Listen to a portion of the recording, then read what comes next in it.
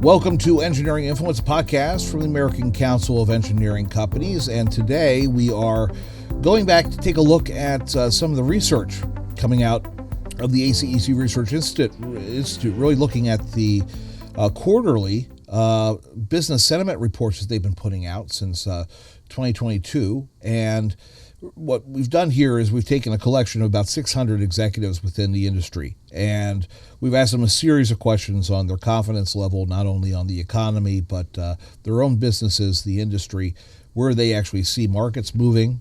And we've been collecting these on a quarterly basis for enough time, and we've talked about this a couple of times in past podcasts, where we're starting to collect enough data that we can actually analyze it, and we found out that there are some leading indicators, there are some correlations here which are important, and this research is really something that could be used to help forecast economic growth and housing starts and a number of things beyond our industry.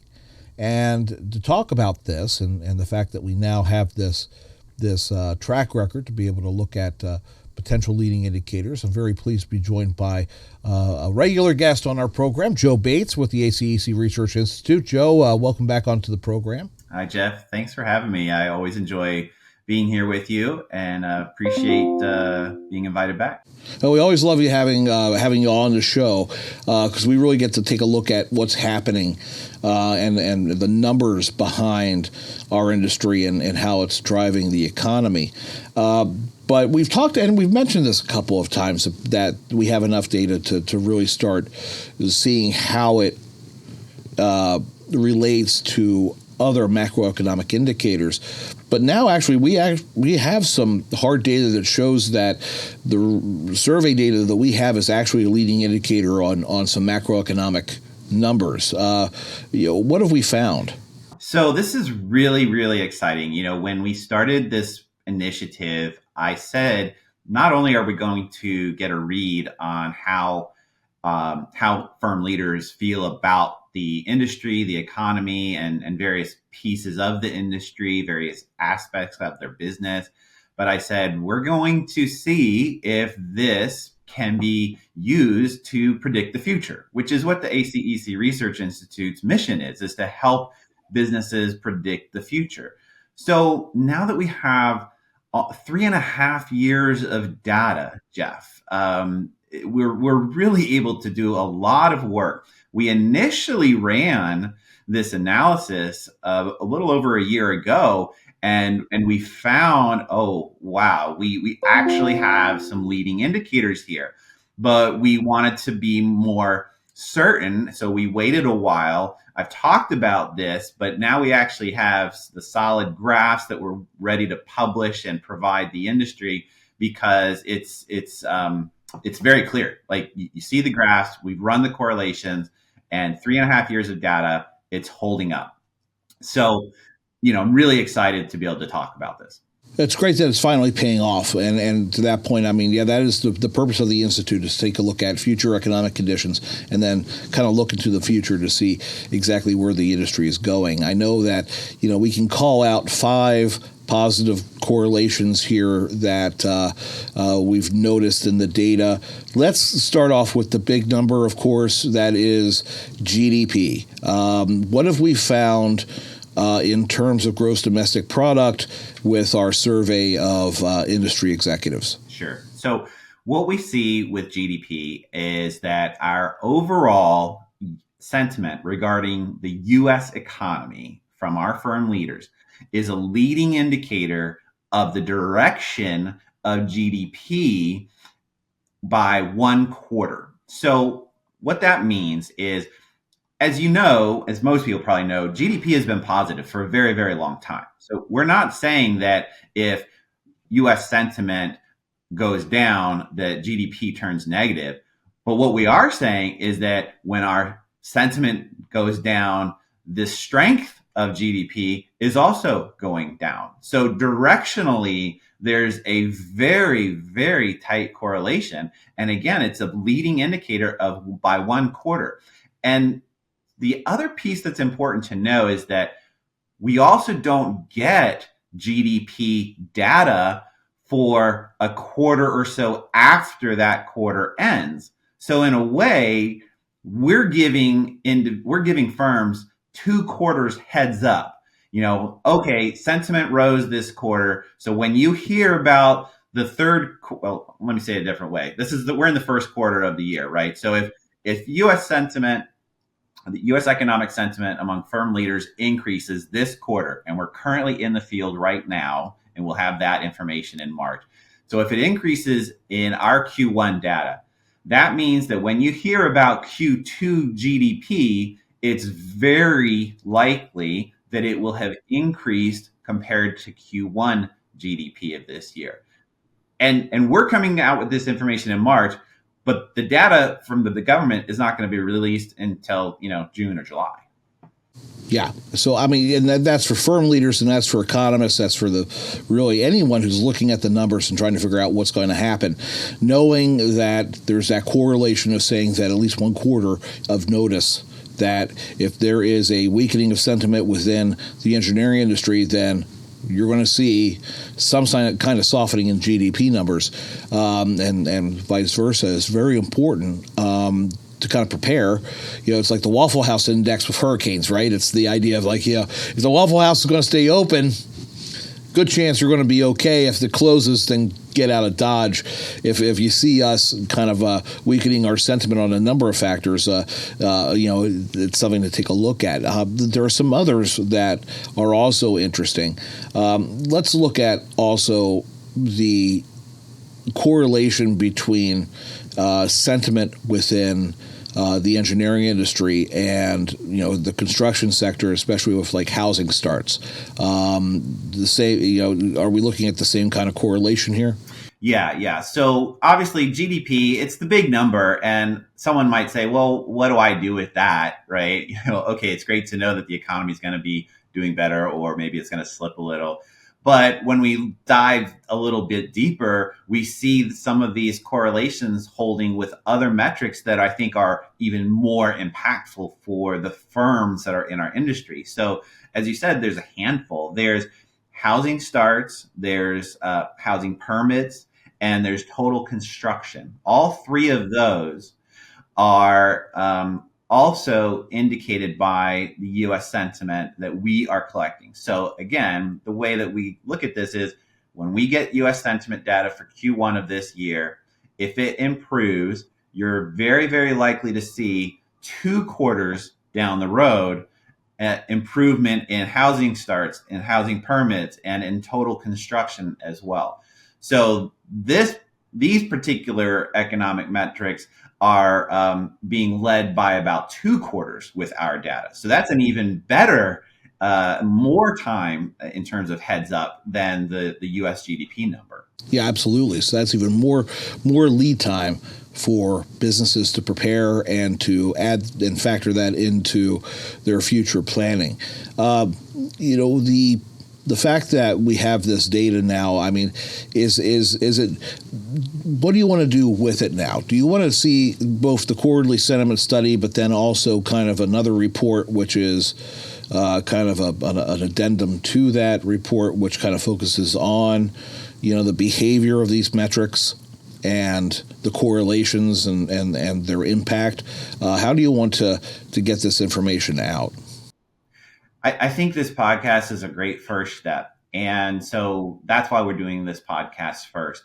But I definitely would like to create a short white paper and publish that through the ACEC Research Institute, because I think just talking about it is one thing, but individuals who really want to see the data, I'd like to have that for them, because this is real. We're not just making this up. We're not just trying to toot our own horn. This is real data that has a real impact. And I want people to be able to look at the work we've done and have confidence to say, wow, you know what? I can use this. I can use the U.S. sentiment data from the ACEC Research Institute to help predict what's going to happen in the future and make business decisions on that. And it also helps the media. It helps investors. So this is a tool that I think a lot of people will find useful. So I want to get this out there, and I want people to be able to rely upon it. Yeah, you raise a really good point there. I mean, there are so many different data points that investors need to know about when they're looking at their portfolios, when the media is taking a look and reporting about the economic situation in the country, trying to look into the crystal ball to figure out exactly where things are going. And to have a new reliable indicator that takes a pretty good sizable chunk of the economy. We're talking about things that matter to people when they think about the health of the economy, the housing starts, the construction, what's happening out there, is activity happening in the marketplace. To have a new data point, which is a reliable way to go and kind of discern where the economy is going, is critically important. We talk about the value of the ACEC Research Institute, and we talk about the importance of it for the industry at large. And I think this kind of goes to that value proposition, the fact that we now have enough data to prove these correlations. What would you say to anybody out there who's looking at this podcast and they're saying, you know what, I haven't been surveyed, I'd love to be surveyed. I mean, how do firms get involved with this project?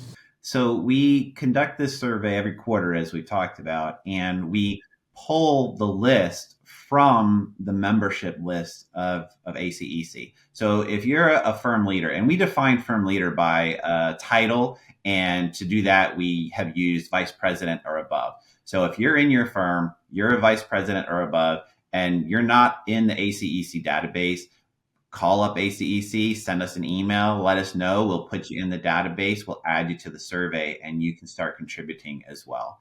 And the other thing I want to mention, Jeff, is I feel like we've only scratched the surface here. There's, as you know, a ton of economic data that the U.S. government puts out. We've only looked at about 10 or 15 metrics, and we found that 5 of them we're leading indicator for. So there's a lot of other things we can do with this. And over time, as we have the time, we're going to try to dive even deeper into this.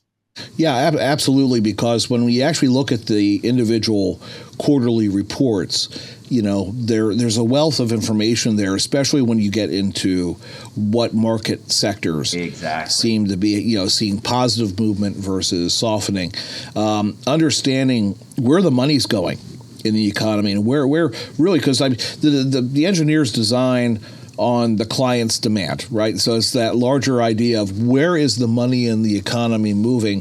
Where are companies starting to put their money for investing? Are they investing in long-term in construction, data centers, and things that actually, these large, robust pieces of infrastructure and physical plant? How are they doing? How are they moving their money? This is a good way of figuring out exactly, where the growth is going to be. Anyone out there right now in Washington who might come across this podcast as well, when you're looking at policy, the same thing goes with anyone out there who's looking at, prognosticating for an investment portfolio. When you're looking at writing policy on infrastructure investment or exactly, where federal dollars should go, having this data assists in figuring out exactly what the lay of the land is. So really encourage anyone out there in the policy world to really pay attention to this, because these are numbers that matter. And Joe and his team do a fantastic job of aggregating that, not only aggregating it, but also putting a summary around it that actually makes it very understandable for anyone of any sophistication.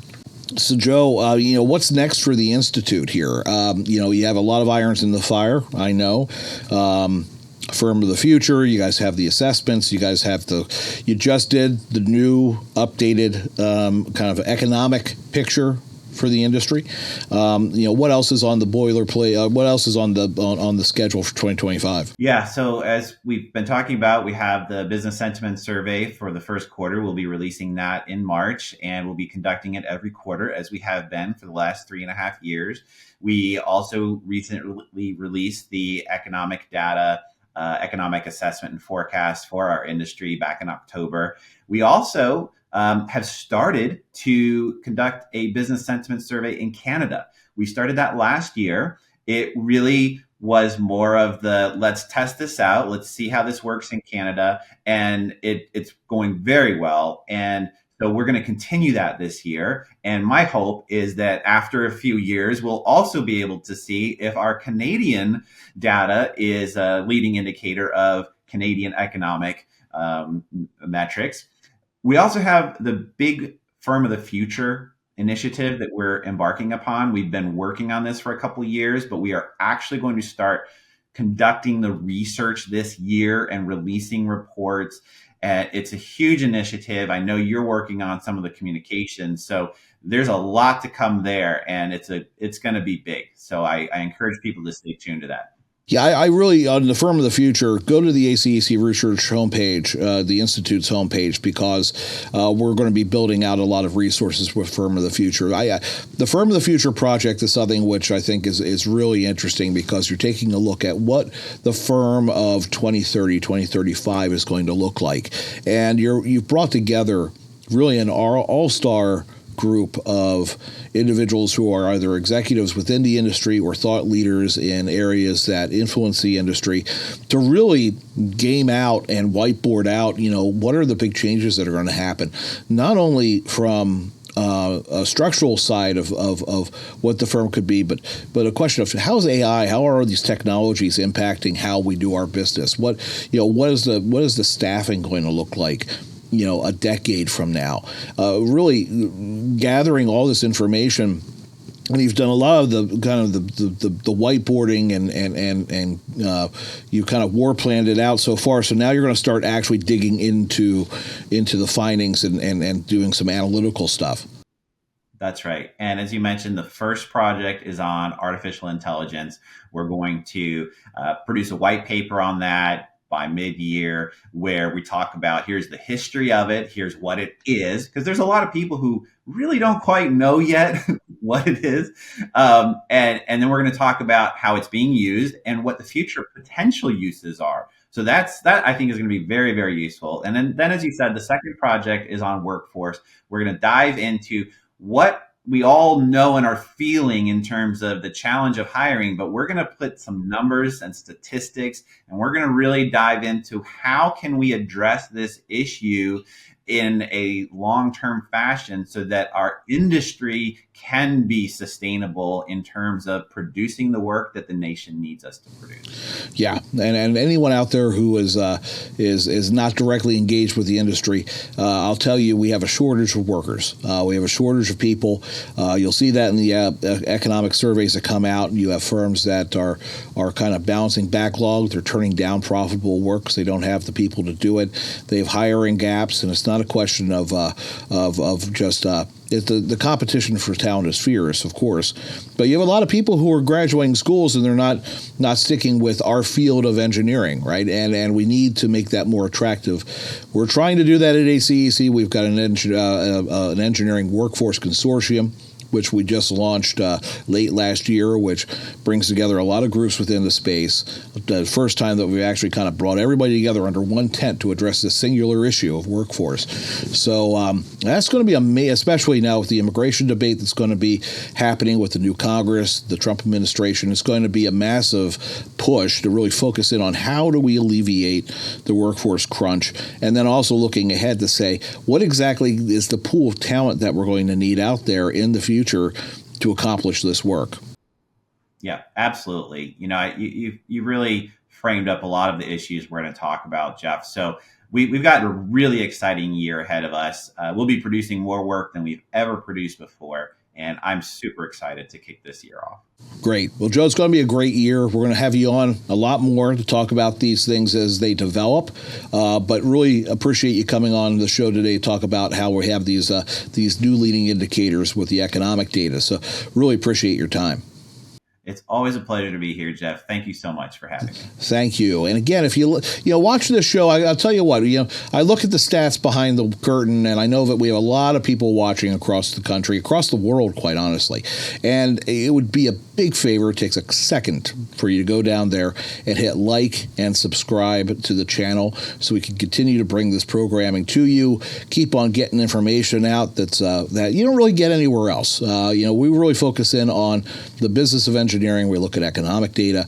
We have firm executives come on. We talk about things that are important to the industry and business of engineering. If you want more of that content, like and subscribe to the channel.